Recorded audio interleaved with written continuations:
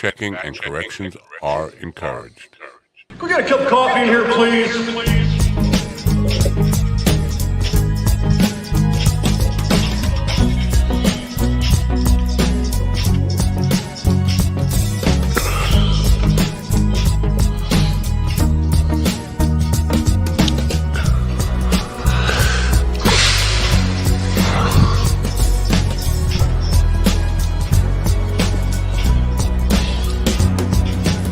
Damn good coffee and hot.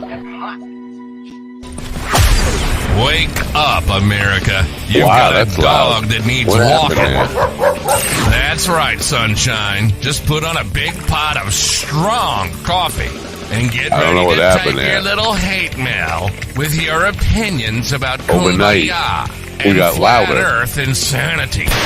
Stand-up comedy? You want stand-up comedy? Well, we've got sit-down comedy. It's time for Coffee with a Dog. You make me laugh. Oh, yeah. I make you laugh, do I? You know, something happened overnight where the band got louder. It's now at 40% and it's booming. Nah, it's now 70% now. I don't know what happened. The gremlins got into the machine and broke it. Broke everything. I gotta have some coffee. I am coffee depleted. Good morning, folks. It is Wednesday, hump day, January 24th, 2024. Hope it's a beautiful day wherever you are. My brother said it's supposed to be 73 where he is in North Carolina tomorrow. I'm tempted to drive down there. I just need 73 and sunny. I need 73 and sunny. I think most of the country is going to experience a warm-up this week. Not so much where I am, of course, because I need it more than anybody. I'm desperate for sun and warm. So it's January 24th. Be real. Ain't going to happen. Anyway, we have a strange show for you today, I think. John Stage, who is a comedian out of Chicago, will be with us in the first hour, if he shows up. Why do I have a feeling that might be a problem? Because time zones. Chicago, I know he knows it's 9:15, but, you know, comedians and time zones. I don't know. And then the second hour, a guy named Todd Baker, who is a transformational coach, a success life coach, and the word coach is just it just oh, I don't like to be coached. I don't know. It's a psychological thing with me. I don't like the word, but I'm not against learning about success or transformation or any of that kind of stuff. It's just I don't know the word, and this has been a long running thing with me, going back to Tony Robbins days in the 90s, 80s, whatever. I don't like the word coach, and I think it has to do with my gym teachers who were coaches, who I didn't like. I think it probably has something. I'm not gonna get on the couch here. Willie is not going to be with us. He will be with us in chat only today. He's not in spirit, in chat. June Edward, who was on the program yesterday, speaking of spirit, has already rebooked, but she's rebooked for the evening program. Apparently, she wants to try a little nighttime fun. Strange responses to that program yesterday. People were thinking we were talking about demons. I don't remember talking about demons. You remember talking about demons? I don't remember talking about demons. Anyway, you know, I'm not surprised by that. People have a reaction to anything related to spiritual, especially if you're religious. It's anti-Christian, it's anti-Muslim, it's anti-Jew, it's whatever it is. It doesn't. That's why I said yesterday, you know, reincarnation doesn't sit well with a lot of people who are religious. And do they need to kind of be on board with all that stuff to get on board with her relationship program. Anyway, she's rebooked for a couple of weeks from now in February. Look forward to that. Last night was New Hampshire primary. Do you guys pay attention to that? Probably not. You're politically uninterested, aren't you? Um, I called Donald Trump the winner at 4 o'clock in the afternoon. Said people didn't have to watch, and I was right. He was the winner, not by as much as he thought he was going to win, or anybody thought he was going to win. Not by that much at all, and that set him into a rage of uh, posting on Truth Social that started at about 9 o'clock last night, and is still going strong this morning. Has not slept. The Adderall keeps him up. He is lashing out at first of all, he's lashing out at Nikki Haley, who, if you remember, Trump appointed Secretary of State, not Secretary, Ambassador to the UN. I'm sorry, my brain is working, but the mouth isn't working. Ambassador to the UN. He had enough confidence in her to have her represent the United States to the world, but now he calls her bird brain and talks about how incompetent she is. Okay, that's typical Trump. And nobody in the cult holds him responsible for that. Like, in my book, in my world, in the corporate world, in the business world, the thing that people are so, oh, he's a great businessman. He's not a great businessman. He's a dipshit of a businessman. But in my day, when we were working in corporate world, the manager was responsible for good hires and his people. And if he continually hired people that even he says are complete idiots and incompetents, that's on him. Not in MAGA world. They don't believe in holding the boss responsible for all his failed appointments and hires and all that kind of stuff. So he's lashing out at Nikki Haley because she's a threat to him. Even though he should probably want her to be president, because he said if she said she would pardon him. I am probably still sleeping. She she said she would pardon him if she wins. So that's his ticket out of jail, which is really why he's running. He doesn't want to go to jail. Um, but now he's lashing out at Kayleigh McEnany, who was his press secretary. Oh, and it's you know what? I'm not sure what's real and what's not real. I know what's real on his part about the lashing out stuff at her, but apparently she's giving it back to him, which would it surprised me somewhat because she has been a bootlicker to Trump for years. I mean, she was his press secretary. She went out and lied for him. That's what press secretaries do always. Let me. This is not a and everybody knows you know how I feel about Trump. But Trump's press secretaries are not the only ones that will lie for or lied for him. Every president did, but she did faithfully lick his boots every single day. And now he's calling her a rhino. He's bashing her, and he's not happy because she said basically that it was not a good showing last night, and basically it was good news for Joe Biden to see how 7 in 10 Republicans and independents said they would not vote for Donald Trump. And we're only 1 in 10 said they would not. Democrats said they would not vote for Joe Biden. So that she said that it's true, but it hurt poor Donnie Diaper Don, and he's now lashing out at her. Now there are tweets attributed to her coming back at him, and it's using some language that you would not expect a nice Christian girl to be using on Twitter, talking about how he fucked children on Epstein Island with Dershowitz and stuff like that.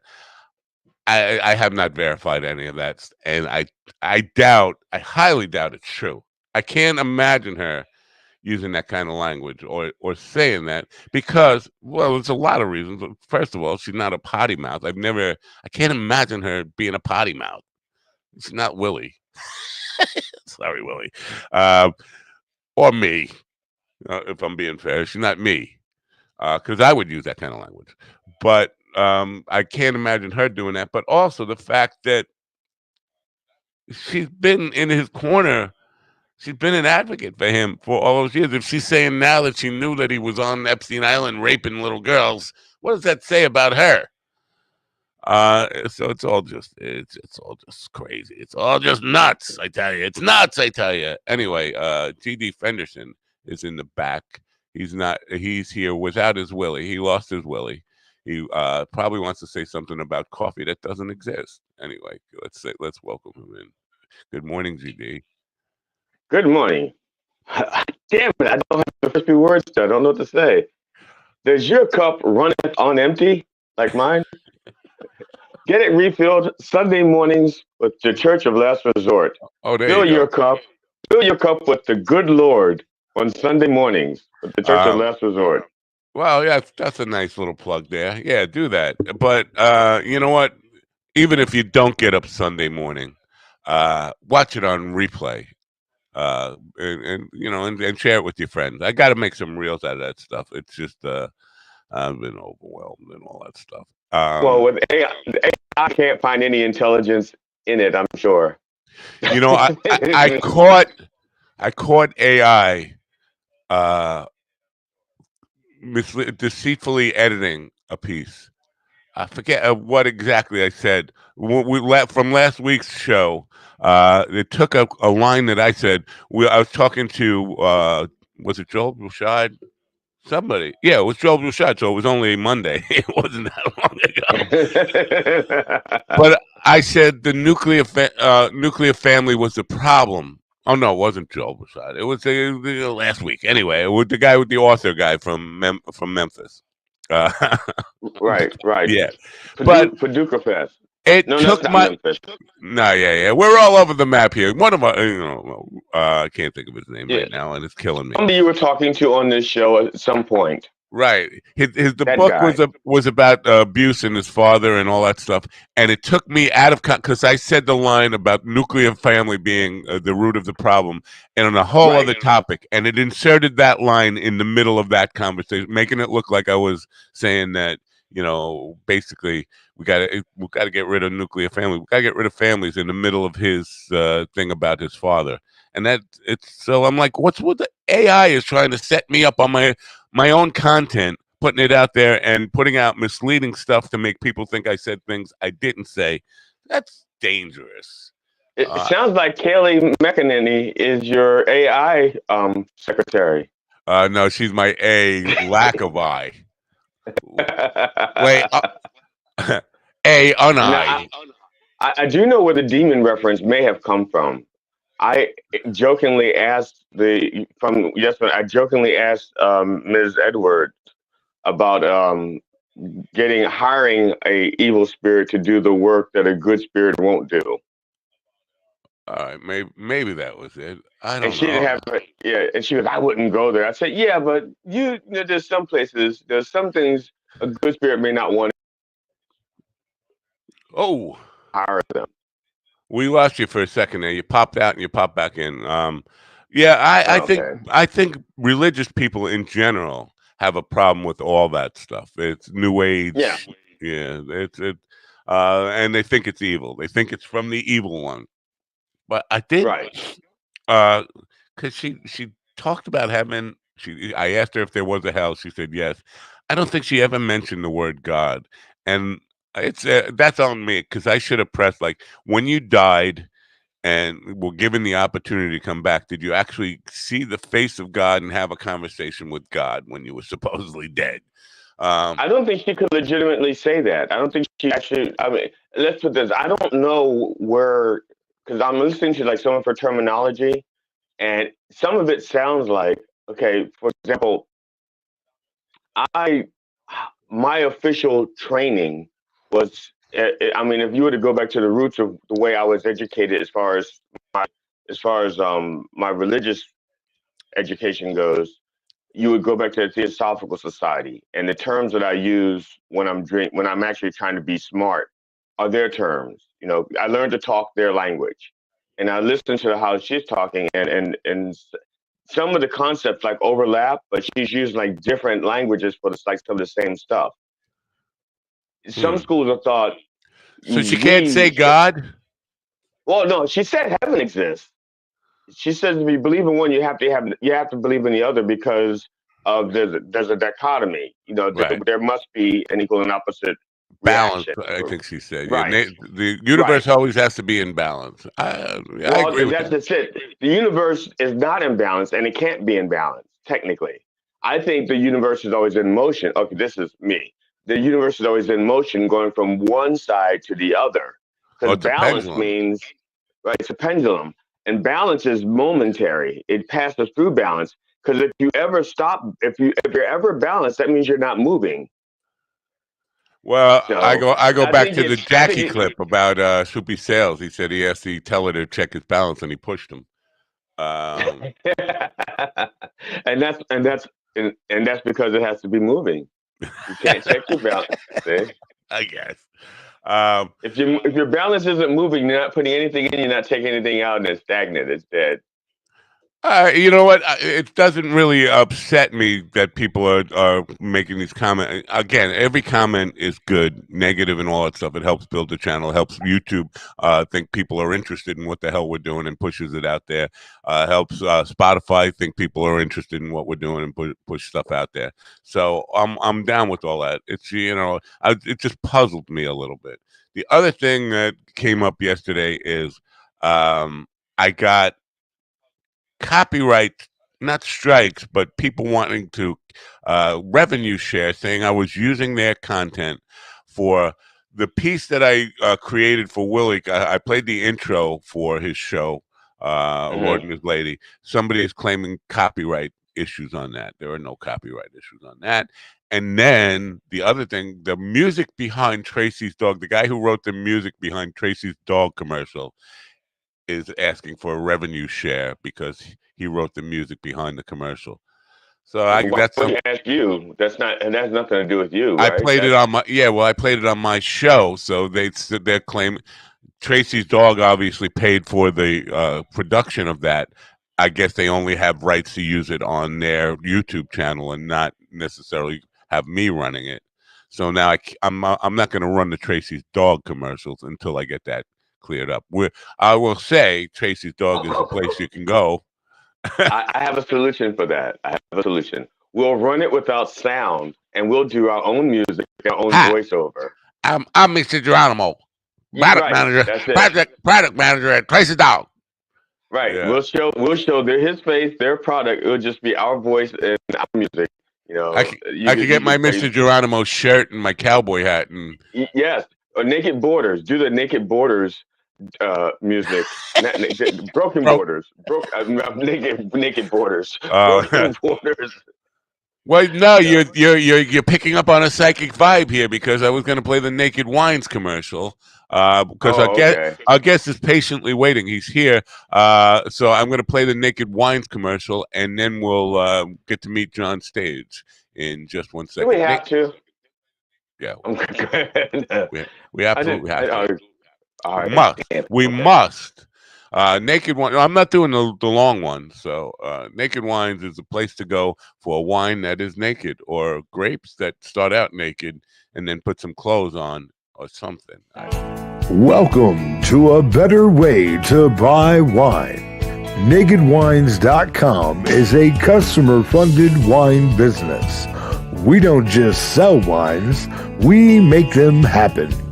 Since launching in the UK in 2008, Angels have helped us invest in over 159 independent winemakers in 14 different countries. Turns out, it's better business for everyone. Our winemakers get to sell all of their wines and make a living. We make the same margins as everyone else and have a lot of fun along the way. And as a wine drinker, for the $40 a month you probably would have spent on wine anyway, you'll get wholesale prices. You can be sure that all of our wines have been lovingly made by a talented winemaker and stripped of all the costs that add nothing to the flavor or quality of the juice in the bottle. Support independent winemakers.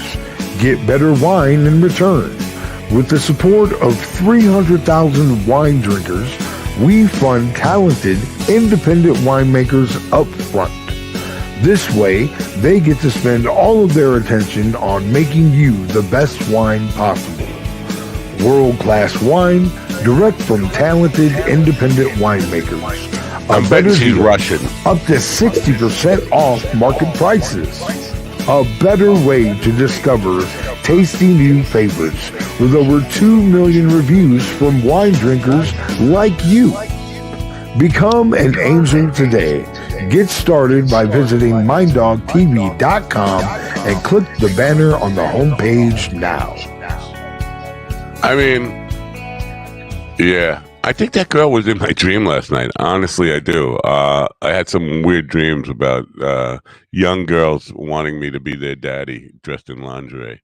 Now, as in daddy, as in like I had to go to college where you paid for it, daddy, or that? Yeah, daddy, that. No, not like sugar daddy or sexual. Well, they were in lingerie, so there must have been some kind of weird thing there. But no, they were just two girls who wanted me to support them while they were. But that one of them looked like that girl, at least in my dopey memory. So she's like, "Daddy, look how I'm dressed. I'm so cold. Get me some clothing." That kind of. I definitely. There's clearly something wrong with me in my psychological really? makeup. Yeah. Yeah, but I have to say that wine looks delicious. I'm not a wine drinker. When he says wine drinkers just like you, but watching that bottle pour, I'm like, I like a glass of wine. It's too early for wine, and probably would. Then it worked. Yeah. Then it worked. The commercial, those clips worked. It will work. If you're not a wine drink, yeah. Please buy wine. Now, before we meet John Stage, is did you see Willie's show last night? He didn't do it last night. That's right. I was going to say, he chickened out. Well, from Monty Python, Sir Robin chickened out. Sir Robin chickened out. Willie chickened out. He ran away. He ran away. He ran away. Bandwidth issues. We apologize for people. We had to push the premiere back. He'll be back in South Dakota next week. Next Tuesday for the premiere, and hopefully things will go well. Anyway, John Stage. I'm assuming John Stage is his stage name. It's his stage name. His real name is John Seat in the Audience or something. John Stage is a stand-up comic based in Chicago. He has entertained types of crowds at casinos, comedy clubs, and drunken bar rooms, which I am more interested in the last part of that. Please welcome nice guy, John Stage. Good morning, John. Hey, buddy. How you doing? I'm doing well. What kind of accent is that? Is that a Chicago accent you got? I grew up outside of Chicago, so it's kind of a farm town accent. And I drank too many beers last night, so it's a little deeper than normal. All right. Naperville. You're familiar with Naperville? Yeah. Naperville. They call it Naperville or Naperville? Naper. All right. That's the only place I've ever stayed near Chicago. I did a bunch of shows there in the 90s. Anyway. So the barroom stuff I'm really interested in because bar rooms are really people are not there for comedy. Maybe in some cases they are, but most cases they're there to either hook up with somebody from the opposite sex or get drugs or just to get plastered. Tell me about some of those gigs. Is that difficult? Sometimes they're just like guerrilla shows where you just show up and they don't even expect a comedy show when you start doing a comedy show and they're like, hey, what is this guy talking about? He's using foul language and he's talking about his penis this entire time. So it doesn't matter. It's still fun. I have done comedy shows with full bars and I have done comedy shows in bars where there was one guy. I've done it all. So, and even that one, it was embarrassing. There's one guy, so there's no one else to talk to. So you look at him, and he just kept looking away. I don't know what his problem was, but every time I looked at him, he's like, "Oh my God, stop staring at me." I'm like, "Who else am I going to talk to?" Right. Wow. Our shows are fun. I don't say, because they always say in music, my whole life, it doesn't matter. Just do your best show, no matter how many people were there. But I think one person makes it awful difficult. It's like, how do you? Uncomfortable for everybody. I'll tell you that. I would go to the venue owner and say, "You sure you don't want to cancel this? Because I don't know, it doesn't make sense. Are you hoping for people to come in, or like as I'm talking?" I've had people come in and people walk right back out. It's the show must go on, right? It's show business. There's one person they paid to get in, or they've got 6 beers in front of them, and you do the show. The jokes stay the same.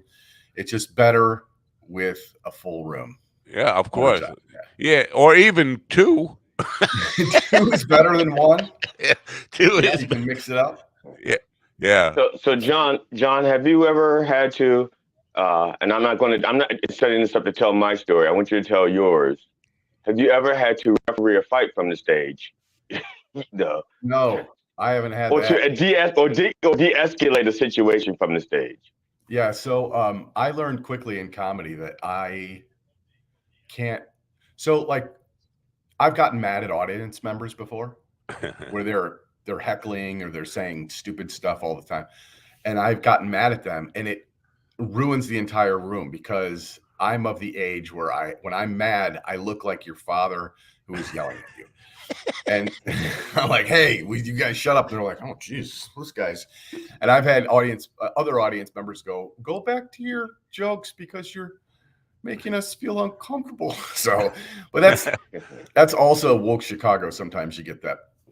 Wow. It's easy to make people feel uncomfortable. I've never seen fights, but I've learned quickly not to be angry with anybody because it comes. Are you guys familiar with Lenny Clark? Lenny Clark, the name, does that ring a bell? Lenny Clark was on the. Is that Lenny Kravitz's unsuperhero secret identity? No, Lenny Clark, he actually was the guy. He actually had a sitcom that was kicking Seinfeld's ass in the first season. It was just called Lenny. He was a Boston area comic. He was on Dennis Leary's show, a cop show that he had, and then he had a fireman show. He was on all those shows. He's now on some show on CBS or something with John Cryer that Jackie brought up the other day. Was it Relatively? Yeah, something. In-laws, he comes from a rough and tumble Boston comedy scene. And back in the late 80s, he did a show and the heckler was giving him a hard time. And he got in a fight with the guy while doing his material and never stopped doing the material. He was punching the guy with one hand and holding the mic and telling jokes with the other hand. Oh, wow. And he won. He won the fight, and they actually brought the guy. But that's like the best. I wish I was there that night. I wish they would have had cell phones and somebody could have put that online, because that had to be like one of the most classic ways to deal with the heckler. I've seen guys put hecklers down, but I've never seen a guy like knock a heckler out while continuing to tell jokes the whole time. That's pretty good. Yeah. John, is John Stage your real name, or is this your stage name? No, I know. I get grief about this all of the time, but it is my real name. I've had it my whole life, and no one ever said anything about it until I started doing comedy, and then when it was like, "Is that your real name?" Yeah, it is my real name. It is. I wish I had a good nickname. I just want to say, there's a guy, a comedian I know. His name is Michael Larius. Okay, Michael Larius, and he goes by the name Mike Hilarious on stage, and he gets so much grief from other comedians being pretentious. And he's like, "No, but my name is Michael Larius. What am I supposed to do with that?" He did the logical thing. Yeah, if I would have created a name and using Stage, I would have went with Mike Stage or Stan Stage, because those things are Stool Stage. That doesn't make sense, but I could have used it. Third stage. on a stage. I don't know, but it sucks that you have to kind of defend that, like the Michael Larius stuff, that he has to actually defend that, like and try to explain himself. People are just every time I go to a new show and somebody announces me that this is his stage name, it's John's stage. I have a joke where I talk about names, but I feel like I have to go into that joke every single time, even though I want to use new material. Yeah, So it slows me down, but. Friend of this program, Erica Rhodes, is on Twitter. Yesterday, she said, I'm just trying to pick it, see if I can find it and pull it up. She said, sometimes I forget people take every joke on here literally, because what happens on, my reply was, I said, you and every other good comedian, I think it's true that in clubs and theaters as well, the difference being that we don't get a chance to argue or try to give our point of view. I think, this is the problem, because Mark Norman talked about this. He made an abortion joke, and a woman came up and gave him a lot of grief about it. And he said, look, calm down, lady. All I did was make a joke about abortion, because she said, I'm offended by that. I've had an abortion. He said, all I did was make an abortion, a joke about abortion. What you did was far worse. And, right. But I think we have this situation where people just can't separate. We think that everything a comedian says must be his true political leanings, or we attach political leanings to it when they're just trying to be funny, trying to find some funny and stuff. And it's a vocational hazard. I think it's a really odd time where people. Then they should stop lying. That way, people can just assume they're telling the truth. If the comedians will stop lying, then they're telling the truth, and then the audience will go, "He's telling the truth. He really is a rapist." So just so the comedians stop lying, then the problem disappears. So I'll tell you what, true stories are not funny. Yeah, no, you have to embellish. You have to embellish. No, that's just no. You don't have to embellish. You have to just be very clever with your words and the way you do things. That's all. Yeah. I don't lie and misrepresent my stuff. I don't. I have a 10% embellishment clause. That's it. That's not bad. Well, that's still embellishment. 10% is still. That's only because in Hollywood. That's because people have gotten used to it. Like in Hollywood, like for example, if I'm telling a story, the actual story lasts 3 days. I'm not going to be on stage for 3 days to tell that story. So I'm going to compress it down to like 1.5, because that's about how many days I have on stage. So that's what I mean by an embellishment. But it's still the same true story. But if I got mugged by one guy in a parking lot, I'm not going to say there were like 17 guys in a parking lot just to make it, I'm not going to do that. It's like, no, it was one guy. I will find a way to make that one guy funny. All right. Right. We're going to have we're going to send fact checkers to all your shows from now on and see how you like it. Please, at least it'd be somebody in the audience. That one. John, it says in your bio, John uses his nice guy personality to draw audience into stories about his Midwestern family man. I'm still waiting to see the nice guy personality part, so I'm confused. Go ahead. Doing it the whole time. The nice guy stuff. Does that mean you work clean, or do you do dick jokes, or get a little dirty sometimes? So, I have this Midwestern dad appearance on stage. It's nothing I'm going for. It's just something that is, and because I'm a 53-year-old dude, and so a lot of people that I hang out with are in their 20s and 30s. I had a guy last night say, I'm getting up there in age. He said he was 30. I'm like, all right. I was 23 the day you were born, so shut up. So yeah, I mean, I do most. I probably could change 3 or 4 things and be completely clean, but I found that audiences are very accepting of both things, and so I'll throw some naughty words in there once in a while, but it dresses the joke up a little bit. It makes it a little extra funny. It's something. But you don't give them a whole dick joke. You just give them just a tip, and sometimes that's all I got, dude. I don't know. That's okay. I think the Midwest is kind of that way. This is why until recently, almost all like late night people like Carson and Letterman and those people were all like Midwesterners. It's just a softer appearance than the coasts have as far as personality wise, or I don't know, just persona wise. It's just The Midwest is such a large area, and there are so many people that are part of it. And Chicago brings in a lot of people from different areas. But you're right. There's not. I don't know if there's very much of an accent in the Midwest. You go south, you hear certain things. You go on the East Coast, you hear certain accents. But yeah, I don't know. It just feels like there are so many people from the Midwest that there's less of an accent. So you're more of a storyteller than No. No. I mean, I talk about my life more. I have a wife and I have two sons, and they draw a lot of fire, if you will. But I tell things about my life and who I am, and that seems to be funny enough. There's a lot that I pull from there. Do your kids? I'm not political or anything like that. Do your kids and wife do they come and they hear stuff, or do you? Because me, I like to keep my worlds. I'm George Costanza. I want to keep my worlds separate. You don't want worlds to collide. The two worlds can never meet. Are you that way? Do you try to keep your world separate? Pretty much. My wife has seen me perform, and I have a joke where I talk about her. And I say that, her and I were an aging couple. And when you get older, you start talking about things you've never talked about before. And lately, we've been talking about retirement and the cost of retirement. And I think we finally found a plan we could afford. It's called murder-suicide.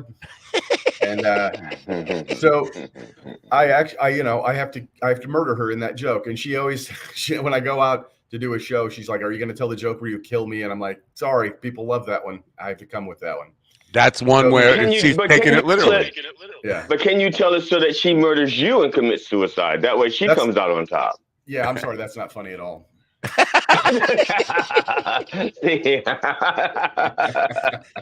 Good one. But you know what? I would not tell it when she was there. In my world, I would not. Again, trying to keep my world separate. If my wife was there, I would just leave that one out.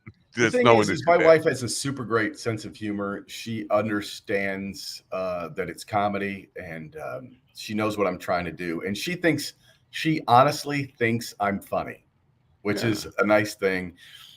We make each other laugh all the time. We have a really great relationship. And so she gets it. She gets it. I'm out there. I'm having fun with it. It's kind of a hobby that is growing bigger and bigger, and she's all for it. She loves it. So do you say it's kind of a hobby? Now that's interesting. I think you're one of the first. I think you might be the first to actually describe his comedy career that way on this. A lot of people, either they've been doing open mics for 6 weeks and have aspirations of being Dave Chappelle, Louis C.K., whatever, the top of the food chain, or they have been in it 20 years and have settled into I'm a local clubber kind of guy. So you don't really have a map of your career. Are you just doing it as taking it as it comes? Or? So I started doing comedy when I was 50. So wow. I procrastinate. Anyway, I started a little late in the game. Netflix is not in my game plan. What I would like to be is a go-to guy that play people like places at Zanies and CG's Comedy Club, all these local places in Chicago can go, "Hey, we need a host. Hey, can you fill in for a feature, or put me in once a month or whatever?" And I can and you know what, I would feature for a traveling guy. I know a lot of guys in the Chicagoland area. Some of them are so good, I know they're going to make it. And hey, if they make it and they're like, "Hey, let's bring out John Stage to Oklahoma Funny Bone or something," and I do a feature set for that, that'd be great. I don't have aspirations of HBO. I don't care about any of that. I'm honest to God, I'm having so much fun using this as a creative outlet, saying funny things in front of people, getting a little attention. The laughs are great. at the end of it, when someone walks up to me and goes, "Dude, that was really good. That was really funny," that I enjoy that more than anything. And I'm by not a far, religious guy, but I'm going to give you an amen here. Amen. yeah. But Now, John, you started at 50. I started at 55, 54 okay. years, 10 months, 55. So do you find a relief that you know you don't have enough time left in your life to ever hit that 20-year, the threshold? Is it like a relief, pressure taken off you? Like, I don't have to be, I don't have to be the road dog to make not that there's something wrong. You know what I'm saying? Do you feel a relief? Like, I know I'm not going to be the superstar, so I could just be funny. Yeah, it's funny. A lot of people, a lot of comedians, they want to work to be on the road so that they can get to the next level after the road. If I got to the road, that would be awesome. Are you kidding me? I could retire from my career and do that on work on the weekends. That would be fantastic. I would love to get booked around the world, take off on a Thursday morning and come back on a Sunday night. I would relish that. That would be super fun. My buddy Sam Talent, who is a road dog, and yes, he is now, he's getting big, and people are starting to know who he is, and he's headlining, and he's got specials and stuff like that, and he's doing very well.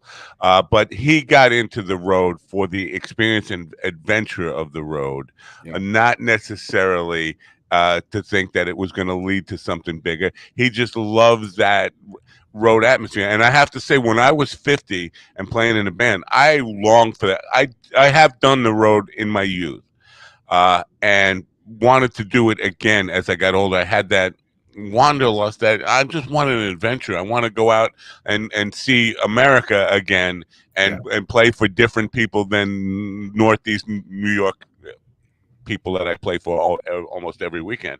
But I couldn't. The reality was I was the only one in the band that wanted to do that and could do that, because everybody else were now fathers and family men, and so you have to kind of accept the reality of it's not going to happen. But I still, even at 64, I would love to just be out, just to do that 6 months of seeing different people in different, and trying my craft out on an audience who is not local like me and doesn't appreciate my local culture or any of that kind of stuff. So well, they just want to rock out. I get it. I mean, the people are what make comedy the most fun for me. I do a lot of open mics, and I meet so many people, like a lot of people who are half my age, and we hang out, and my age does not come up. They don't care. They're a comic. I'm a comic. We hang out. We have so many similarities in that respect. And getting to meet, because comedians, I don't know if you've noticed this, but comedians are different than a lot of people. They're all a little weird, right? They've all got something. Wrong with them. There's something wrong with them. Everybody's got a little something. Now, I haven't figured out what's wrong with me yet. I think I'm the normalist comedian, if that's even worse. And I would tell you now, then there's a deeper, different issue. Okay, if it's not, I'm serious. And the reason why I'm saying that, because it's not that there's something like wrong with you, like you were abused or beaten, but now it's something wrong with you in the sense that maybe, because I'd have to get you on the couch and then I'd have to charge you for the extra sex. But I could tell you, I could figure it out. I know, because I had that issue with myself. I didn't have like the deep-seated, all the issues that, quote, I suffered through as a child, I had resolved as an adult. So when I went to the stage, I wasn't working out those issues. Turns out I was working out a different issue that cropped up, and I was like, holy shit, now I know what I'm working on. Yeah, maybe I'll figure it out along the way. What is really wrong with me? Now, please don't be offended by this, but I'm going to make a comparison here that I think you remind me of Joe List. You should fight him, John. You should fight him over that. Listen, you should fight him. Get offended. Be offended. I am so not offended. Joe List is probably top 5 comedians that who's Joe List? Maybe it's just me that would. I don't know who Joe List is, so I guess he's from Boston. He's a New York comedian. He's a married guy. He just had his first kid, and he's Tuesdays with Stories with Mark Norman is their podcast. I do not miss it. It's the only Patreon I pay for is to listen to Joe and Mark. He's absolutely one of my favorites right now. And I would agree. You know, top five. It's hard for me because top five is too limited because I have a lot of really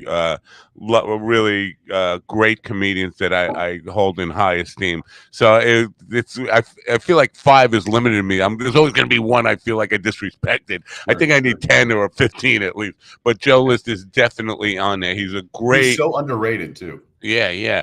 People don't know who Joe List is, but he's fantastic. Joe List know who he is. I'm just as long as Joe List knows who he is, it doesn't matter very, what I think. Very self-deprecating, very smart, smart as a whip, and he's just so easy to laugh with. He makes the audience really comfortable. Also, here's I should be offended a little bit. I mean, he complains about his giant forehead. He's got no chin. He's got bad teeth. I don't know what part you're saying that I remind you of, but I should probably be. I meant personality-wise, but yeah. But also, I would say that all those things he talks about himself, I'm like, I don't see it. He doesn't look weird to me. I think that's all in his mind, that image he has of himself. But the thing that comedians make fun of each other so much that I'm sure it's been brought up, and he's like, oh crap, I do have no chin. I do have a big forehead. Yeah, I guess. And the thing that really freaks me out is when he starts talking about having herpes and all that kind of stuff. Like, I would not be saying that on stage. I could not get that naked on stage and share that much with the audience. He puts it out there, man. He's awesome. Yeah. I was, but the reason I brought him up is Chicago. That's where you are, and it seems to fit right into your what you want to do in comedy. Is there are so many people like that coming through Chicago. That Chicago is the main stop or one of the main stops for people who are on that level to come through and perform there. So I would think there's lots and lots of opportunity for you if you kind of make that your niche as the guy who opens up or features for Joe List and Mark Norman or any of those people that are coming through there. Erica Rhodes was just there last weekend. Yeah, it's funny. It's funny you bring up Erica Rhodes. I mean, she is. I have like 12 followers on Twitter, and somehow she found me and follows me. And it's as soon as when I started being on Twitter, I'm like, oh my god, she follows me. She's actually like a popular comedian that could break loose one day. She's in my top five, definitely. Yeah. She's up. Yeah, I've seen her many times. She's been on this program. She's a friend of this program, but she is very prolific, extremely prolific, and she's just got a pedigree of show business that it definitely gives it. And I what's her name? Tomlinson, the girl who just got the Late Show. Tomlinson. Was it Lily Tomlinson? No, not Lily Tomlinson. I know Tomlinson. I know what you're talking about. I can picture her face. I just can't remember her first name. I know. Me too. We're having the same dementia issue. But when I think of that, I always thought Erica would be perfect in that because she's got a TV personality, a very friendly. She seems Midwestern, but she's from Boston and New York. But she seems Midwestern and friendly to America and made for TV. So yeah, very much Taylor Tomlinson. Thank you, Taylor. Yeah, we need a young person here with a nice soft brain that could come up with these things that we can't remember. Right. Yes. I'm the youngest person on this program. Jeez. I know. By a lot. Go figure. But there's lots of opportunity for that featuring for that kind of level person who comes through there. It's just I'm wondering how the strategy is to kind of position yourself for that so people know, John Stage, if you're going through Chicago and you need a feature or an opener, John Stage is your guy, because it seems like that's number one what you want, and you fit into that role really nicely for all those people. So positioning I can kill for 20 minutes for sure. But it's the thing is you have to get in on the clubs, and I've only been doing it for 3 years, so I got to get in on the clubs like the Comedy Vault out in the western suburbs, and there's 2 Zanies in town, and there's the Improv. I mean, there's places. Once I get in and start hosting at those places, and then people meet me, and maybe guys like Sam Talent that you mentioned before. Those are guys that are very gracious and generous to people who are early in the game, and will pick them up and have them feature. My only critique of Sam is now that he's headlining, he's putting on too many people on the show. Like he came to Brooklyn, I think there was 7 comics on the show, and it's like, hey, he's a generous guy.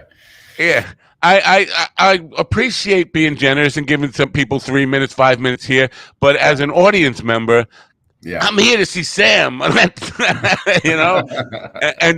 if I'm really honest.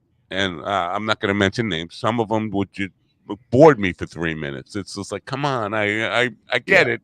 You want to give people opportunities, but don't ruin your show. Yeah, before long, it starts looking like an open mic, and you just want to like, all right, let's go. Yeah. My solution to that, I'm talking.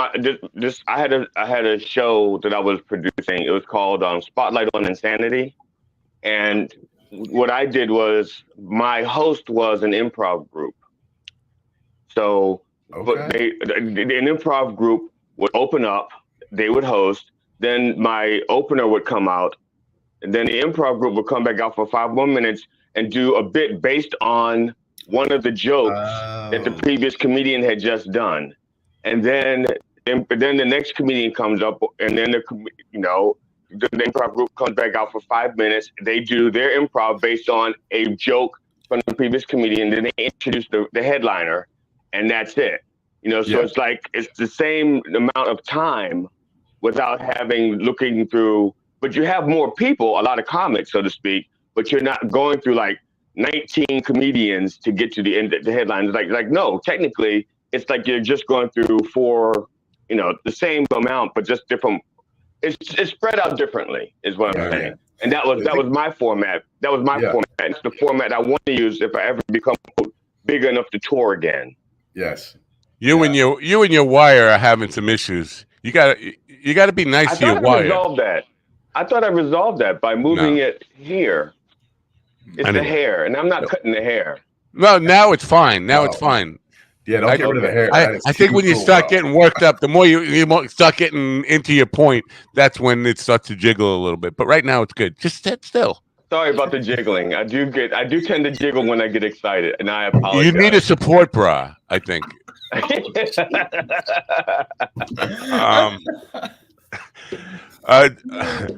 John, are you a student of the history of comedy? So I loved comedy when I was very young, and I watched Comedy Central when they would pop up comedians. I love those shows. So yes, but then when I started being a dad 20 plus years ago, I really gave up on it, and I just watched sitcoms. I used to watch sitcoms all the time, and now I'm back into comedy. So I know more about who's up and coming, and who should be famous, and who's out there, selling theaters more so now than ever before. But yeah, I grew up on George Carlin and that kind of class. Wow. I forgot that 3 years ago I had Art Bell, not Art Bell, the radio guy, Art Bell, the founder of Comedy Central, on the program. That was a really interesting interview because we were talking about when Comedy Central started.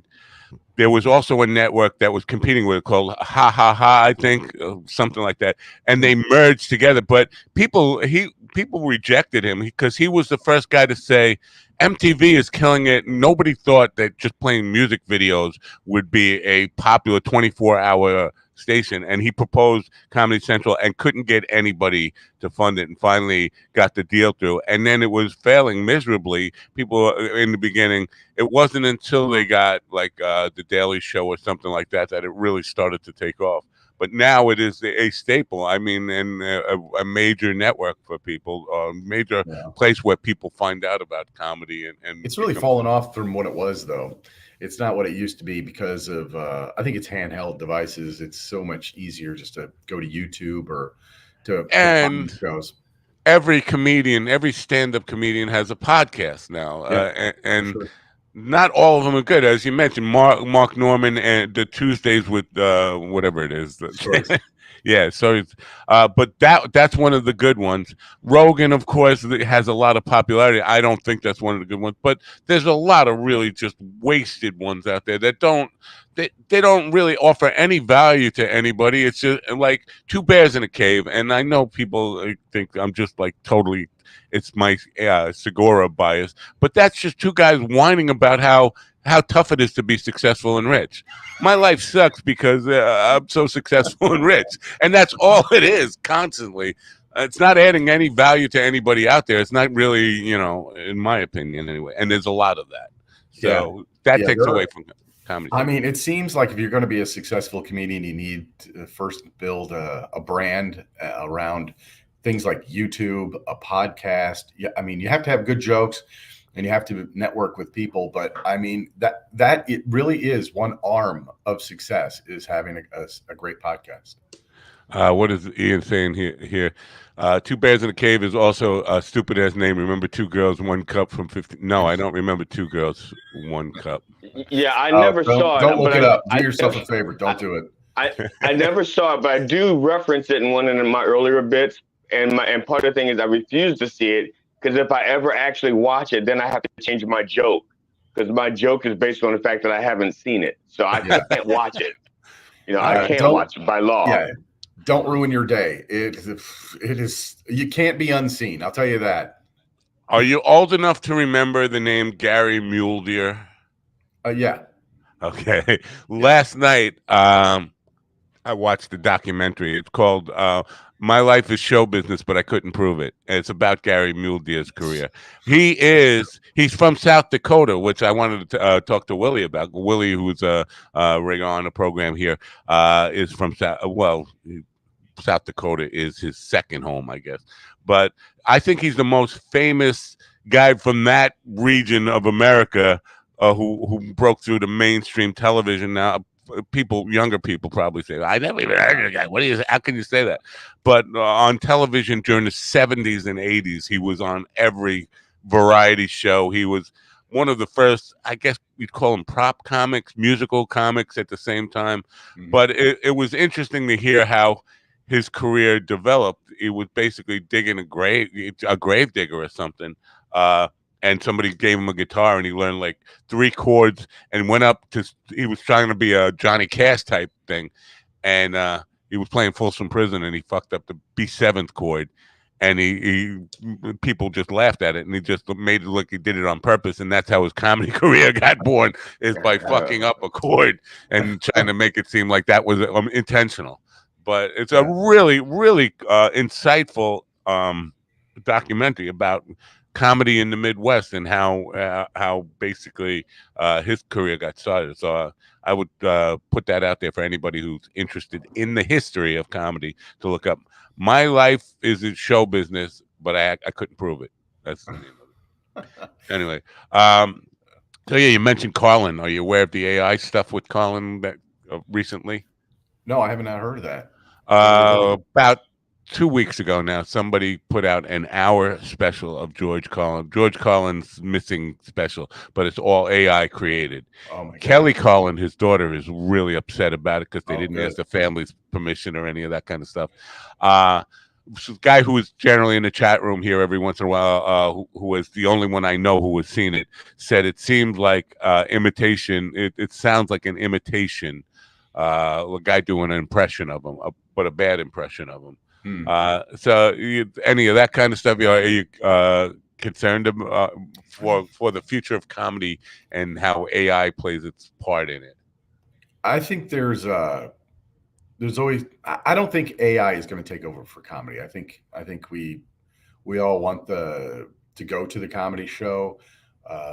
Seeing it live is never going to be replaced. AI is not that good. When I see, I put in my jokes and then ask for punchlines, and I'm not saying that I'm so much better than the computer, but I'm just saying You they're are. not. You are. You Oh, are. thank you. Thank you. That's what I was. I just want compliments today.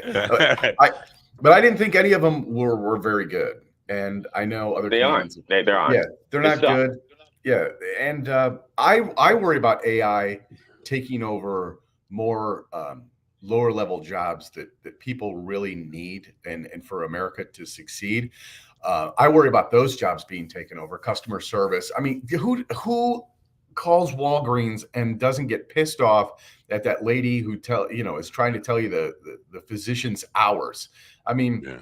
I don't want to hear, press one, I just press zero the entire time because I get so angry at these automations that people are not going to accept AI. And My I house, hope, my house shakes every time I call yeah, any customer service line anywhere.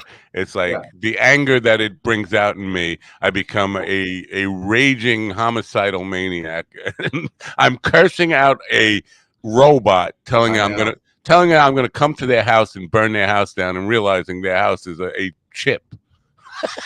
The weird thing is that at one point, when they used to monitor those lines, if you got angry, they would pick up the line quicker because they were listening to you and they don't want that. They're trying to de-escalate. So I would fake rage every time just so that. But now they don't monitor it, and they're saving money with the monitors. So now my fake rage is just fake rage. It used to have a purpose.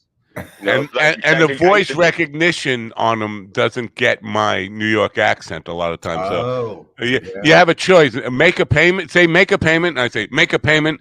Pardon, I didn't get that. Make a payment. Now it's really not getting it. And then by the end of it, I'm just screaming, "I'll fucking kill your whole family."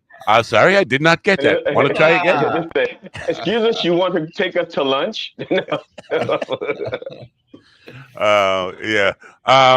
But with respect to Colin now, because I think I do agree that he is one of the icons of comedy, but I think his legacy has really a lot of people want to be George Carlin and not be themselves. Grow up on that, and you can see the roots of what he's done in comedians now who just want to think, I'm going to teach people something rather than I'm going to make them laugh.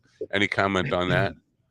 Yeah, it's funny because Carlin would start off with fart jokes and then move into political stuff. But listen, man, no one's ever going to be like Carlin. Carlin could pick apart a giant subject and break it down and make you see it for what it really is and make you laugh the entire time.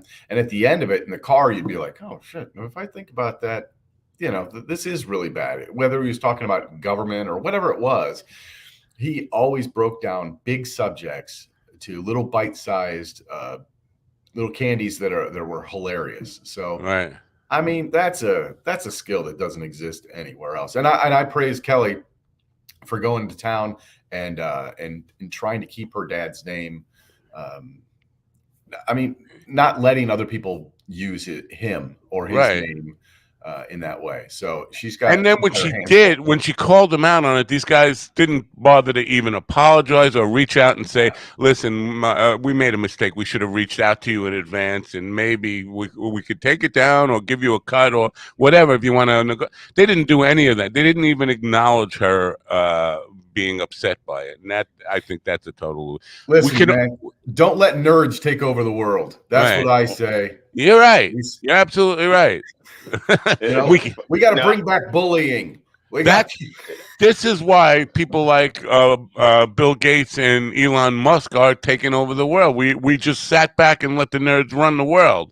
We have to stand up to them and give them a little platform. Yeah, put nerds back in their place. People want to call themselves nerds now. I mean, I remember when I was in high school, if somebody called you a nerd, I mean, it was no one ever called me a nerd. First of all, I was a jock and kind of a dumb kid. But I got called another N-word, but go ahead. Nerd. But I'll accept nerd. Nerd. Sure. Nerd. Yeah, I'll bet. Yeah, it's like nerd with 2 G's in the middle of it. Yeah. Oh. Okay, I get it. Yeah. Don't let people say that. Yeah, I appreciate A that. double good nerd. Yeah. Yeah. With a hard D. Yeah. Yeah. We appreciate you getting up early. I know it's an hour earlier in Chicago this morning. JohnStage.com. Do you have anything to promote here or let people know about that's coming up? I've got a show. If you're in the Chicagoland area, it's in the western suburbs at the Lyric Theater, February 6th, and the benefits go towards soldiers with PTSD. Very I've done good this cause. show. Yeah, this is the third year I've done this show, and the lady that puts it on is a special person, and she tries to pick out a worthy cause every year, and all of the money goes towards them. So this year is a special one because it's going towards soldiers with PTSD. It's but if you look up on Facebook, it's just look up the Lyric Theater. You can find information about it. It's $30 at the door. But anybody that wants to follow me on Instagram, I'm trying to build an Instagram following. It's John Stage Comedy. I have like 350 followers already. I don't know if that's maxed out. Maybe you can have more followers than that. I'm not sure. But if you can jump on there. I'm still at 10. But thank you for bragging. I don't know how many. I don't know how many followers I have. I'm just looking right now. I want to see how many followers I have on Instagram. Where do I see that? Oh, in profile here. Profile. Yeah. But are you on Twitter as well, or you are on Twitter as well, right? Yeah, I'm not big on Twitter as much. No, I'm trying to build the Instagram because I think comedians can really do well with Instagram. I get nothing from Instagram. I got 7,360 followers on Instagram. I don't know that anybody has ever directly reached out to me. I don't know if this is actually.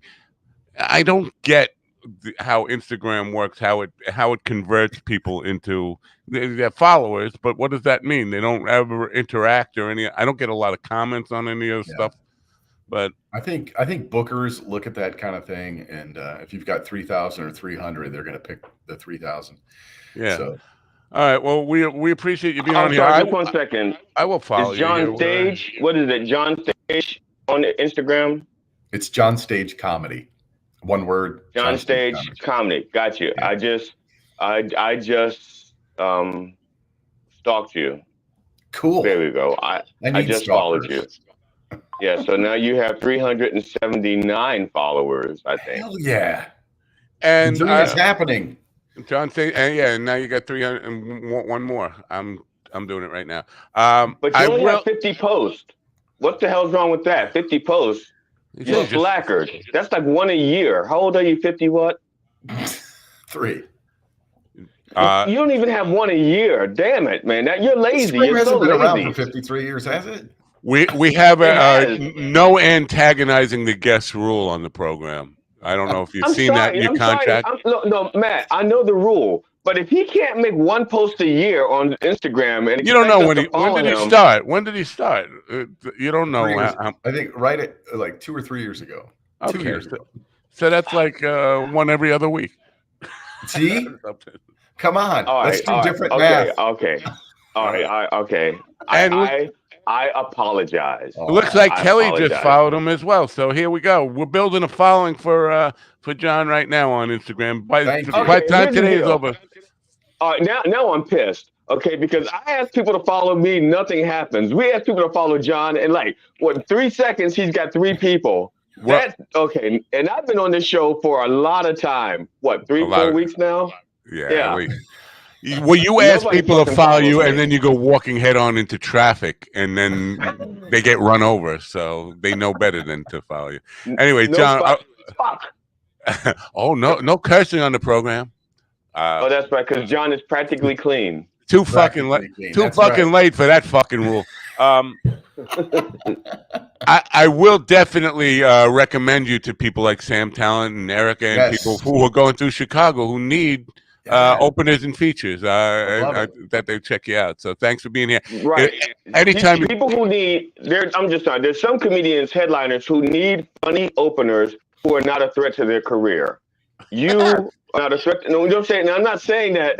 I'm just saying your aspiration is not to take over their job. You don't wish them to break a leg so that you can take over their job. There's a lot of truth in that. You are comfort food for comedy. Your tits are jiggling the wire again.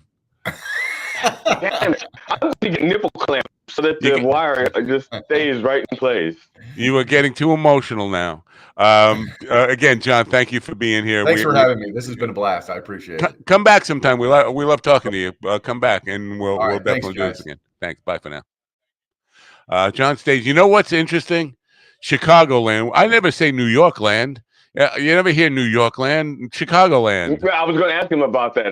But the only other place that used to do it that I know of was Hollywood land, and they dropped the land. Right. Now you are from Westminster land, right? Westminster land. Yes. Well, Westminster in Maryland. In Maryland, yeah, Maryland. All right. Well, at least you got a land in there. Yeah, we kept it. We kept the land. Once we got rid of the Indians, we kept the land, and we didn't pretend. We gave it to Mary. There was no pretense here. Yeah, who? I don't know the history. I got to find out about Mary. Queen Mary. Oh, okay. Thank you for that's my quick history lesson this morning. But it's not the Queen Mary that you're thinking of. I was thinking of a boat. Mary. It was a drag queen Mary. Oh. I was thinking of a boat that's parked at Long Beach Dock in California. That's what I was thinking. Proud Maryland. Yeah. Yeah.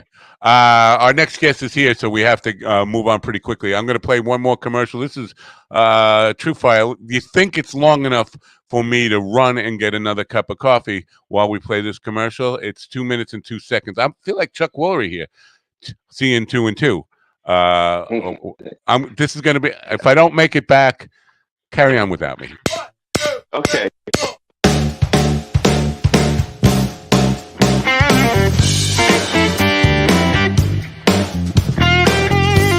Over 2 million guitar players worldwide learn, practice, and play with TrueFire. Our learning tools and massive library of video lessons will ignite your technical skills, harmonic knowledge, rhythm playing, and soloing chops. TrueFire's educators are the best in the biz, from Grammy Award winners to world-renowned artists. You'll have access to an unparalleled faculty of over 300 top-notch blues, rock, jazz, country, fingerstyle, and acoustic guitar educators.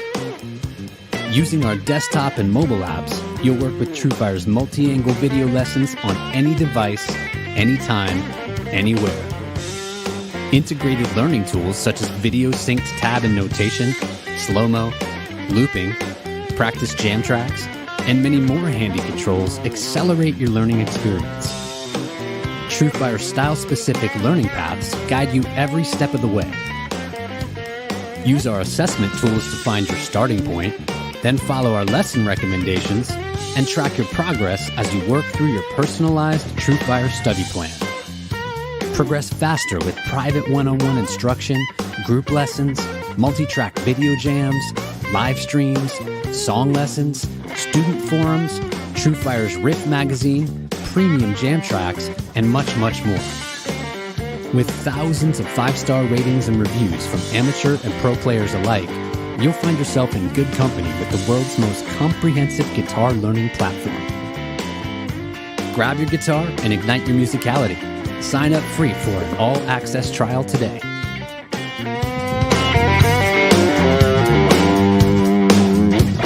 You know what? I've learned that 2 minutes and 2 seconds is enough time for me to go get coffee. And I had to do a whole management thing, a kitchen management thing, because the sugar bowl was empty. I had to have my sugar.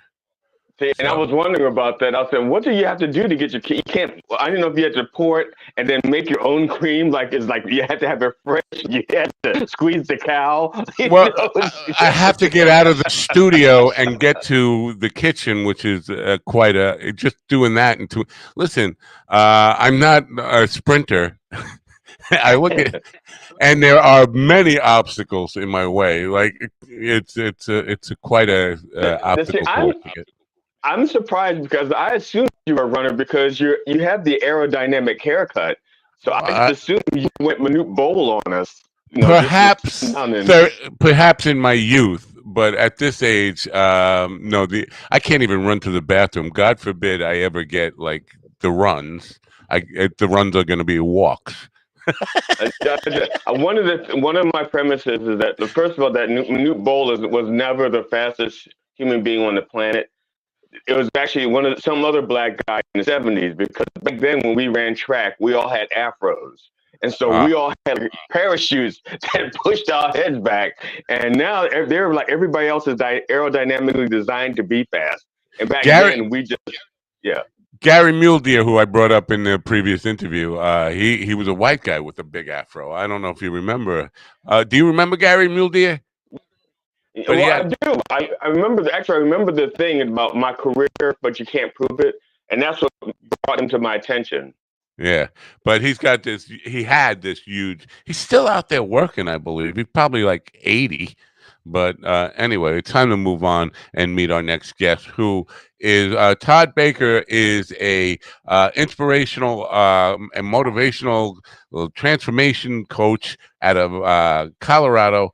He's helps his clients hit their biggest and most difficult to achieve targets. Let's welcome him in right now and find out about what he has. So he's also a best-selling author. Good morning, Todd. Wow, I like the look. Good morning. Hey, it's Denver. It's morning, so it's about 22 degrees right now. So wow, what do we got? No, I thought most of the country was getting a big warm up this week. I guess that is warm. Yeah, that's Denver warm. Yeah, that's Denver warm. Exactly. We got 40 here. Well, good morning and thanks for getting up early, because I know it's 2 hours difference there in Denver. I just want to say Colorado is one of my 3 favorite states: Maryland, Maine, and Colorado.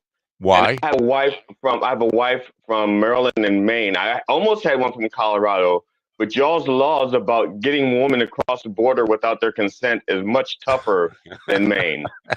But so I love Colorado. It's a beautiful state. Todd, let me start by putting all my cards on the table. And I kind of mentioned this in the intro this morning. I have a knee-jerk, really bad reaction to the word coach.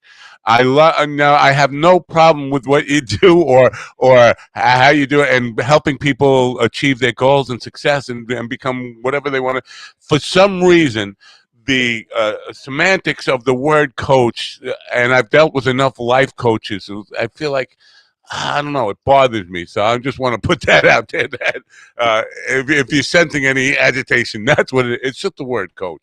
Is that something you deal with? Yeah, and it's more the life coaching part. I'll talk to a ton of people who they want hand holding the whole time, and they want someone that they can call at all hours because they're feeling a certain way. And that's not a coach, that's a counselor. And that's the difference. Like the way that I think about myself as a coach, and kind of how I conduct my business with my clients is, they huddle up, I call in a play, but then you go run it. I'm just going to stand over here and watch what you do, because it doesn't matter how many sit-ups I do or how many, goals that I set for myself. They don't help you. You have to take the actions. So I understand the part about the coach. It certainly is something that requires a little bit of explanation, but it's just branding. It's branding, and it's my issue. It's not their issue. It's just me. I think I probably have a psychological thing about the coaches that I knew in school were not good people. I go back to football coaches and track coaches and people like that who just were not my friends. They didn't seem like they were really on my side or wanting me to succeed. They wanted to beat me down most of the time. Yeah.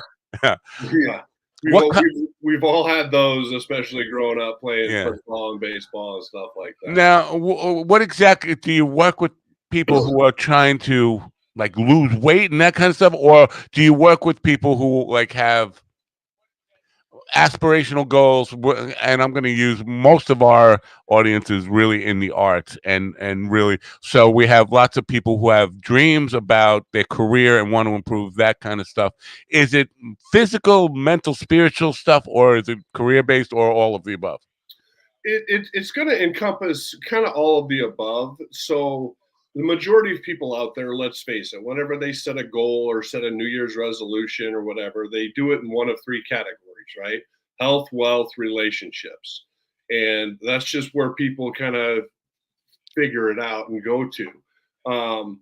And I provide the structure for how they can get untrapped from wherever they are.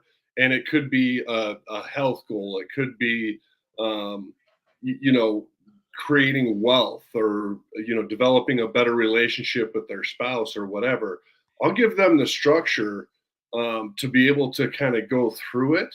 But at the same time, I'm not a physical trainer. I'm not a, you know, investment guy or anything like that. I'm going to give you the structure to be able to get from kind of being stuck to making progress towards living an extraordinary life.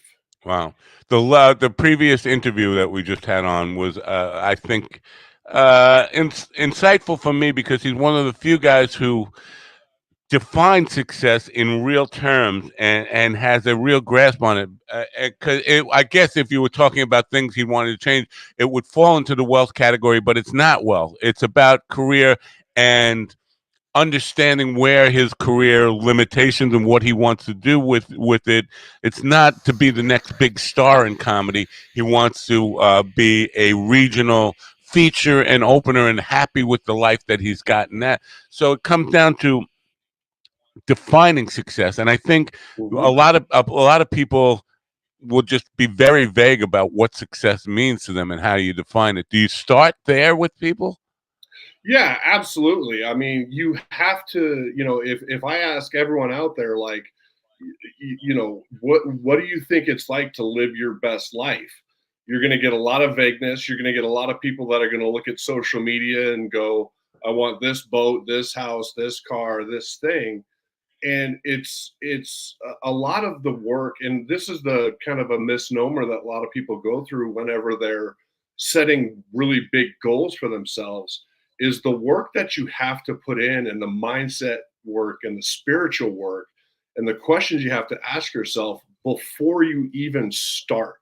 Otherwise, you're just setting yourself up for failure, because you can have a great plan all put together, but if you're not ready for that growth, or you don't know exactly, you don't have clarity of where you're going, then it kind of falls flat.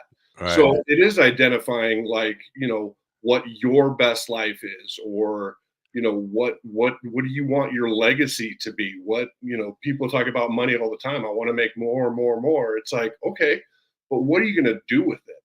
Right. I think what you just pointed out, the whole social media stuff, is we and I saw somebody who has an account on Twitter called Fact, and they said, if you're always concerned, or if you're always worried about what other people think of you, you're never going to be happy. I think there's a lot of truth in that, but there is a but in there, and if you never care about what other people care about, you're just going to be a narcissist, and there's no happiness in that. So I think there's some balance in that, but trying to define success on what we see on social media or other people's lives and compare ourselves to that, I think we lose track of what would really make us happy and what it means. I don't think there's anything wrong with John, who was the previous guest, his aspirations and where he wants to. I think that's great. He understands where he wants to go. I think and has a realistic grasp about that. I think too many people out there are just vaguely thinking about that big home run, grand slam home run that's going to get me superstardom, and I don't really know what that looks like. I just have this vague idea of what success should be by everybody's fake life on social media that I compare myself to.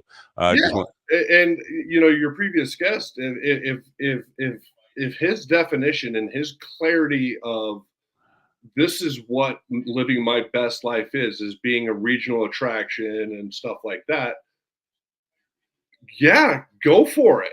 I yeah, mean, he's got the clarity of definition to where his chances and the likelihood that he'll get there are so high, because he knows exactly where he's going, and what's going to define it when he gets there. Very cool. Yeah. Can you share a little bit of your backstory? How you got into what you're doing now? How this evolved in your life?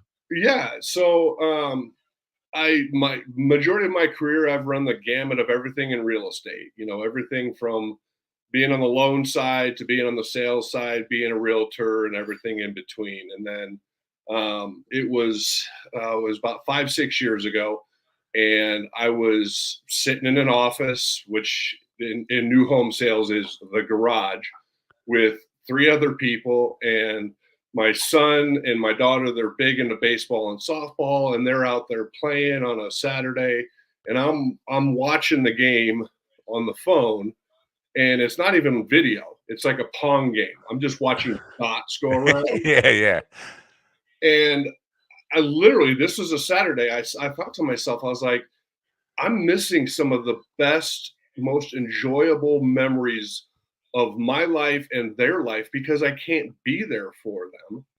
And I don't want that anymore. So literally the next day I went in and I resigned and just finished my real estate license. But what really crystallized what I do now is this was 2020.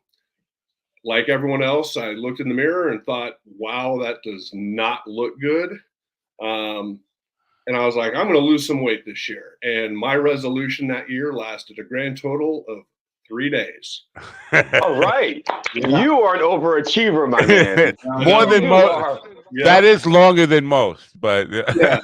So day 4, I can see why you're a coach. You are an overachiever by nature. yeah. Go Hey, I on. got past the first day, right? Go on with your bad self. Yeah, but so day 4, it's Denver, it's cold, it's snowing, and I just was like, I'll wait. And I started to think about not what I was wanting, but why I was wanting it. And I started, like every 5th grade English teacher teaches us all, ask why 7 times before you get to the real answer.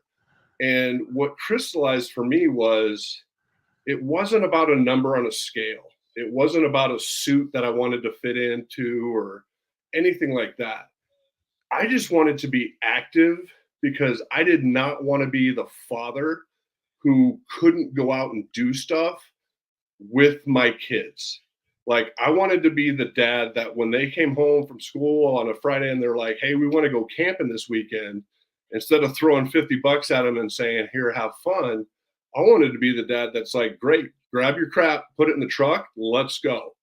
And because it was a longer term view, like it's not just this year or that year, it's for the lifetime. And I wasn't focused on a weight loss goal. I was just focused on activity and health. And that's it. Now, weight loss came along with it. And after a year, all I did was change my diet a little bit, very small bit. And all I did was walk every day. I just walked. I lost 100 pounds in a year. wow. Now, can you go back and find those 100 pounds if you need them again? Right. Do you know where you lost them?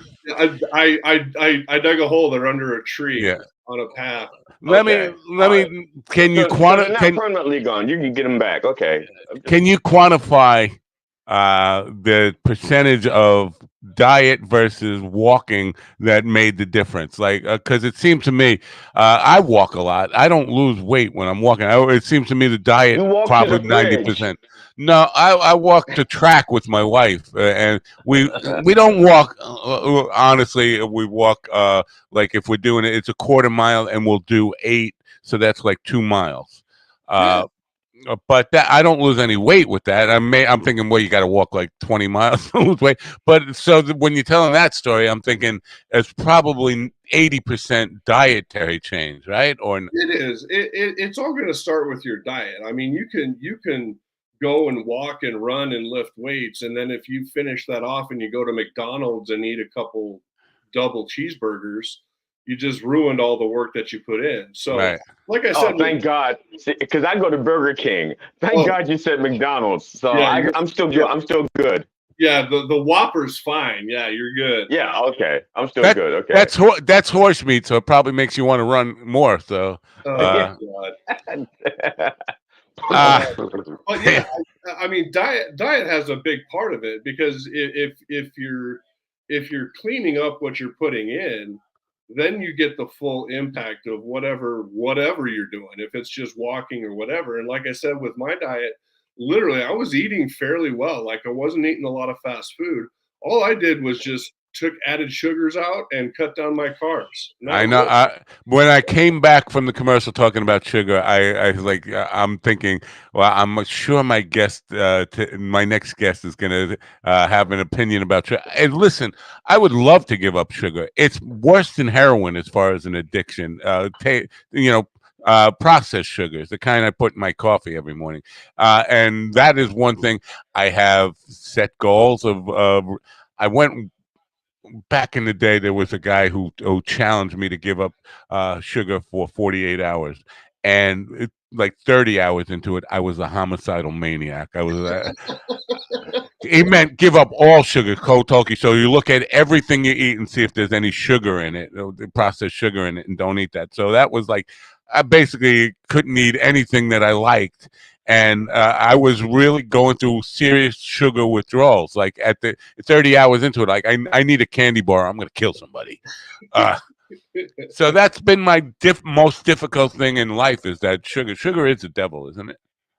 Well, I mean, but it's not like you're eating boneless, skinless chicken breast all day, every day, and broccoli. I mean, and that's the other thing, is like, you need to reward yourself, and you need to celebrate your successes, no matter how big or small. I think people get away from, they get so hard on themselves when things don't go exactly right, that they forget to count up all the things that do go right. And it's not like you're throwing a party every time, but it's like, you deserve, when you set a goal and you accomplish it, and it could be very small, like, for the next hour, I'm just going to read a book. Just be like, hey, I did that. Yeah. And you should celebrate those things that you do that go the way that you wanted them to. Absolutely. I think that there is definitely, you have to celebrate your successes. I want to. Condom breaks and she doesn't get pregnant. All right. I'm just giving you a reaction that you're used to in the comedy clubs. Thank you. I feel at home. Thank you. I feel the love. I feel the love. I want to go because you talked about resigning the next day. Listen, my biggest regret in life, and this is absolutely my biggest regret in life, is my son in Little League hit the longest home run in the town's history, and I was 4 minutes late in getting there. And so I totally get that. I want to be there for those memories. That's like, I did show up to the game, but I missed the biggest moment in his life. Yeah. But you that caused you to make a leap of faith and resign in that day. And I've always been that guy who has changed my life in an instant without having necessarily a safety net to fall back on. For a lot of people, that's a really difficult concept, and it's not something I think I would recommend, because I feel like either I was lucky or my guardian angel put down drinking for a half an hour each time I did it. But because I know if there is such a thing as a guardian angel, I drive mine to total alcoholism constantly. But I think I've been very fortunate in that it's worked out for me. I just want to get your take on that. Would you recommend that leap of faith that you took to other people? I mean, in terms of like, if we're talking about career stuff, I mean, that's going to be based on everyone's their financial situation. Like, do you have 6 months saved to where you can kind of span? I never did. But it always worked out for me. And that changes part of it. Is like, it shouldn't have. I should have been destitute. I should have lost everything. I walked away from a $204,000 a week job, $204,000 a year job, with nothing planned, and really hadn't saved anything. I was a reckless spender, making a lot of money but not managing money or accumulating wealth. But just on a leap of faith, I've had it. I'm done. I'm out of here. I hate you. I hate you. I tried to do everything right financially, and it's like I tried to. Oh my God, I hate you, Matt. I no, Oh, not really hate you, but if that's I were capable of hating you, I would. But okay. But yeah, so that leap of faith, you think people need to have that safety net, or because No, I it goes to their own risk tolerance. I mean, someone like you or someone like me, it was like I want something different out of my life, and I'm making that decision right now. right, I've heard a lot of other people talk about how, like, if you want to get into self employment, then start your company or start your side business or whatever. You keep your normal job, you grow your side business until it replaces the income, and then you leave. That's a good plan too. But the thing that I don't like is when people say, I got to wait for the right time. I got to wait for a bonus to come in. I got right. to wait for, this or that. Because I'll tell you right now, the second you get that mindset, congratulations, you are going to be waiting for that time for the rest of your life.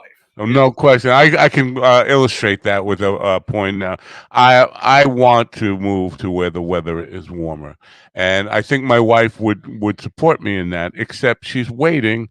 She was waiting till Nicholas, our grandson, started school. Then she's going to wait until he graduates high school. And then it's going to be college. Then he's going to get married. Then he's got to have children. Then he's got to die of old age, and then we can move. Uh, no, then those children have to graduate and have children. Right. So it's like when that waiting for that next step is all. The goalpost keeps moving. It never. You Yeah, never get there. yeah. The biggest strength that all of us have inside of each and every one of us is the ability to take action and do something. It doesn't matter if it's right, wrong, if it's like the perfect idea that you've got or you're just starting on it, just start doing something. Yeah. It's one of the things that I tell people all the time, and it's the old adage of the fly against the window. But I always tell people, like, if you want something different in your life, do different. Yeah. Don't keep doing. Don't think, well, next year's going to be my year or next year, because that year's not going to come. If you want a different outcome, do different. Let me ask. This is a topic that comes up a lot on the program. I am at my core rejecting of the idea of the law of attraction. Now, I understand having a positive mindset and all that kind of stuff, and in believing, having confidence in yourself, or having a uh, a positive outlook on what you're trying to create, definitely propels you to take action. But I think the law of attraction in itself is a thing that was put out there by people who were trying to sell books and trying to sell courses, online courses, or movies about fairy tales. That all you have to do is have a dream and think positive thoughts, and constantly be in your head. And I think that stops people from not only taking action. Sometimes they will take actions, but not planned actions or thought out actions, and really have a plan behind the actions they take. Everything is done with this idea of, I got this inspiration, I feel high on this moment, I'm going to take this action, thinking I'm going to win the lottery, or I'm going to hit the big home run today, and that's going to change my life. What's your take on all that No, you're mindset? right.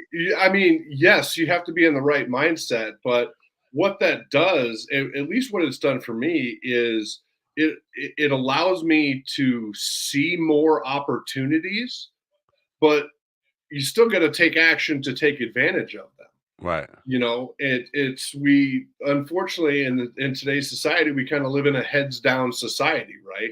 Like, people walk around, they're either on their phone, looking down, they don't look up. That there's something else, and it's like there's opportunities out there everywhere. You just got to be open to receive them, and then have the guts to take an action when you do see something that looks right. And you're right. It's not like I'm going to put a mindset out there that the Powerball, I'm going to win this or that or whatever. You're lying to yourself. Right. Everything. But it does that positivity and that just kind of growth mindset. It does open you up, and you see more stuff just because you're open to it. Right. What's your take on adjusting strategy? Because again, I think a lot of people they get that mindset. They surround themselves with positive affirmations and all this stuff, but don't see that message that says this isn't working. Just because they see failure as just well, that didn't work out, but I'm still going to surround myself with positive affirmations. Just keep going, without making adjustments to what might work, and facing the reality that the strategy, not the mindset, is the problem. Yeah, the best way I've heard this explained, this is a friend of mine, and he said this a number of years ago, but there's only two times, like a flight's going from LA to New York. There's only two times where that plane is actually going straight, takeoff and landing. Yeah. The rest of that time, the pilots aren't flying the plane. They're just making course corrections. Right. And that's what we do in life. And if you look at it and say, I think the first step is, if you're going to set out to do something, is identifying like what has held you back in the past, what's made you quit in the past, what if you're something brand new, what do you think your challenges are going to be, identify them, come up with a strategy as to how you're going to handle them, so that when they do present themselves, you're not scrambling and thinking, oh God, I'm just going to keep doing this or that. You've already got a plan in place and you can make that adjustment. But life is that's what life is. It's a course correction the whole time. That's a great analogy, and I appreciate that. Now, in your role in trying to help people hit their targets, um, is there any room for being a people pleaser, or do you have to be brutally honest to the point where it can lead to confrontation, where you have to listen, you hired me to help you reach these goals. I have to be honest with you. Is that a problem, or a challenge? I'll say this: I have not had a problem with being a people pleaser. I am more like kind of the get in your face a little bit, not like aggressively so, but starting out like, this is your life, and these are your goals. They're not mine. I'm going to give you the structure, and I'll hold you accountable to them. But if you tap out, that's on you, not on me. And I'll guide you through some tips and tricks and things that you can do to keep making progress. But I realize, like, I mean, that's part of it. Like, I talk to people before I collect a dime from them beforehand to see if they're the right fit, because if they're full of Yeah. excuses or all sorts of Or stuff. defensiveness. I'm going to give you an example, because this is somebody, and this not I'm not going to give his name, but people who know the situation will have no problem figuring out exactly what I'm talking about. A guy who had developed a game, a sport. He invented a new sport 35 years ago.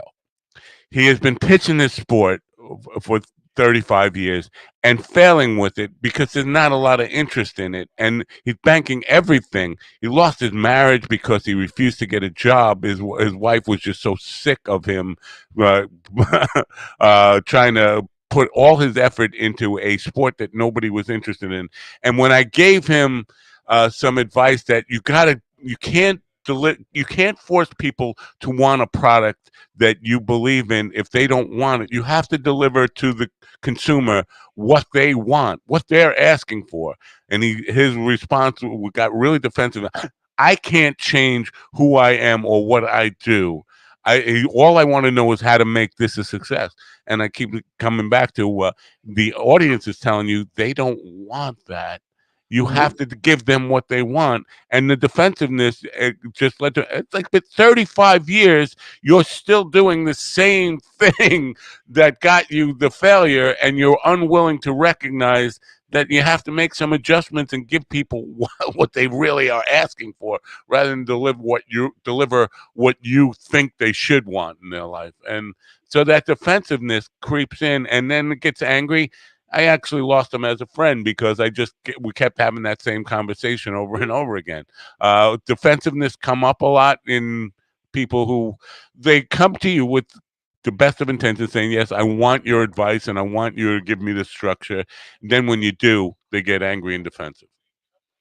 Yeah, it's more, it's not necessarily as much defensive. It's in their mind, they'll come up with what they call are reasons to why it's not working the way that they want.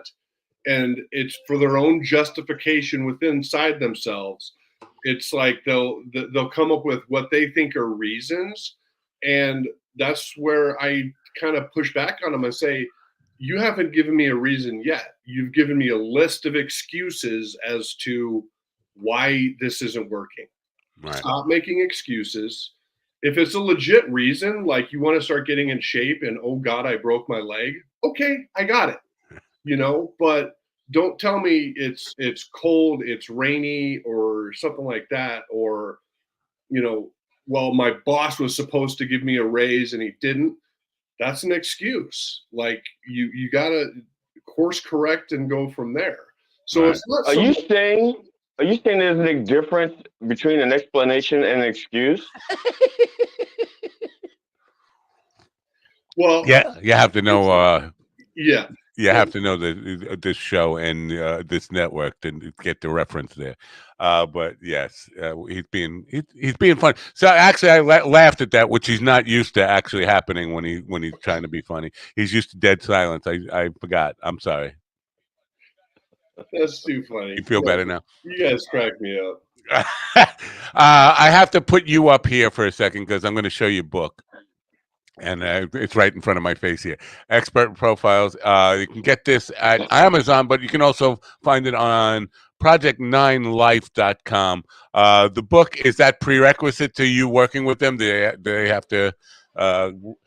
Is it a prerequisite? I guess. No, it's not a prerequisite. It's that came to be, again, just out of complete nowhere. But it was an opportunity that presented itself.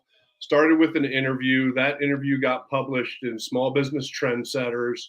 That author then reached back out, said he was writing this book and he wanted to include me in it. And we went through that. And he's like, next thing I know, he's talking about they're doing their bestseller tour, their publicity tour. Then it gets released and I get an email that says, hey, we just hit Amazon bestseller list on, like, there was 3 or 4 categories that they were number 1. And I'm just sitting here going, okay, that's great. Okay, I'll take it. And there's a lot of, and I think there's like 12 people that are in there, and they're all just like different walks and different kind of niches and what they focus on. But it's a great read. It's I love that. And, I like. I was just curious what happened to the 8 projects before the 9th one. How did they fail, and what did y'all do to fix them? It's so the Project 9 actually has nothing to do with the steps or anything like that. My kids are big into baseball and softball, so I was involving them when I was coming up with the company. When you're playing baseball or softball, how many people play defense? 9. So now, it depends on the team, because if it's the Mets, I don't think it's 9. But go ahead. I'm sorry. That was a dirty thing, a dirty crack, and I don't like it. I will not accept that kind of behavior on this program. I just have to point something out here because the cover of this book, it's really, really good. And I think people say you can't judge a book by its cover. Everybody does. And part of the success of this book, no doubt, is a really good, I mean, for its niche audience, for its target audience, who it's reaching for, you can't get a better example of a book that definitely gets the message of what this book is about, and what you're going to get from the book right from the cover. Then this is really. Did you were you involved in the direction of that, or was that a outside? Nope, that was because literally, like my part of it was just making sure that the what I wanted it to say was correct in the chapter that I'm featured, and the guy that was authoring it and kind of doing the whole thing. I'm gonna show it one more time, but I'm gonna say I'm not saying people. If you're writing a novel, I'm not saying you should copy this. I'm saying it fits the message of this book and the target audience for what they might be interested in, and lets them know exactly at a glance what this is all about. Better than more, because I see too many people getting way too artistic, and then you look at the cover and you say, I have no idea what that's about, or it looks like something misleading, and you think it's about sci-fi, and it ends up you open it and it's a romance novel or something like that. Be really true to what the message of the book is about, and be really concise in letting people know exactly what they're going to get inside the book.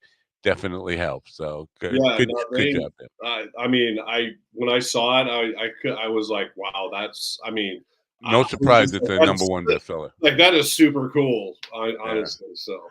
Now, we're running short on time here. I got to say goodbye to Gov really quick. Governor's Comedy Club's